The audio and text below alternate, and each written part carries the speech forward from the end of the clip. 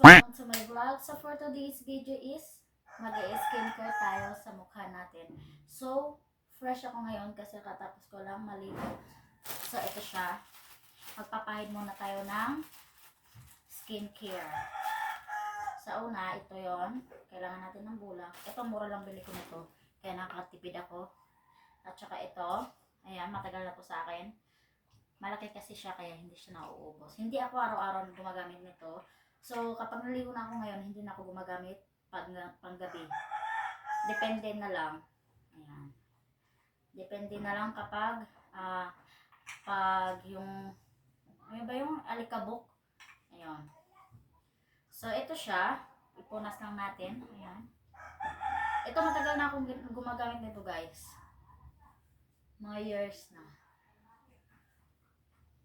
Ayan. Medyo maingay dito, guys. So, lagi ko naman to pinapakita sa inyo na nag-skincare ako. So, ngayon, ito na naman yung vlog ko. Skincare na naman. So, mamaya guys, may ipapakita ko sa inyo. Tapusin ko lang tong skincare ko. Tsaka may ipapakita ko sa inyo. Yung tinatago kong kuan. Basta may ipapakita ko mamaya sa inyo. Mamaya. Pagtapos ko nito guys. Kasi, mamaya ipapakita ko sa inyo kung anong tinatago ko. Ayan. Nod-nod lang natin ito. Ayan siya guys. Marumi siya. And then, ito, peeling lotion. Peeling lotion pala. Bakit peeling lotion? Tapos nilalagay sa mukha. Yun nga din yung katanungan na yun yung katanungan na hindi ko masagot-sagot yun. Dapat lotion lang siya sa body, pero sa mukha ko siya nilalagay. Kasi doon siya nag-i-effect. So, ito siya. Yan, ganyan siya guys. Kailangan lang natin bago mo i-blend. Tsaka, ganyan. Pagkatapos sa liig, para pantay yung mukha nyo. Malamig siya guys kasi nalalagay ko sa ref. And then, maglalagay ako ng eto, optional lang to guys. Ayan, nainggit lang ako dun sa binlog ni, aywan ko, kasi nakalimutan ko. Pero maganda siya, glass skin siya. Pero paubos na. Paubos na siya guys. Pero okay lang.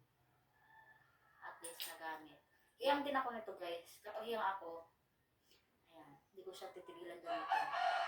Pero hindi ko alam kung bibili pa ako nito. Kasi para siyang peeling lotion din. So, kaiba lang sila kasi ito, talagang kumikinyam yung kanin guys. Yung mukha niya nito. Ayan. Tapusin ko lang to and then may papakita ko sa inyo mamaya na pupunta tayo ng bukid. May itinanim ako doon. Charis. Lang. So, ayan. Counting sunblock and then sunblock pa rin. Ayan. Diba? Ganun lang. Simple lang. Ayan siya. And then, blend dito. Blend dito ang sobra. Ayan siya. So, magsusuklay din ako guys para maayos din yung buhok ko mamaya. So, later na lang guys, may papakita. Nandito na ako, nasira po yung monopod ko. Ayan, nandito na ako sa baba, sa bukid. Yun, mahagad pa ako. So, ipapakita ko sa inyo yung hininog ko na saging. Hindi, dito, ayan o. Ayan na, bukid. So guys, nandito na ako. Hindi pa siya hinog, pero paano siya. Hindi ko alam kung alam ba to ng ate ko, pero ito, dito ako sa bukid. So, papakita ko na lang sa inyo. Siya, ayan. Hindi ko siya hinog. Pero masarap to guys. Bukid to, kasi kasulok-sulukan ng kuha namin. Ayan, ito. Pero, hindi pa siya hinog. Pero okay na siya. Kuha na siya, ano tawag nun? Basta, so guys, dito guys, maraming mga gulay. Papakita sa inyo, maraming mga papaya, at saka mayroon kami kay Nico, at saka yung opo. Dito ako sa bukid.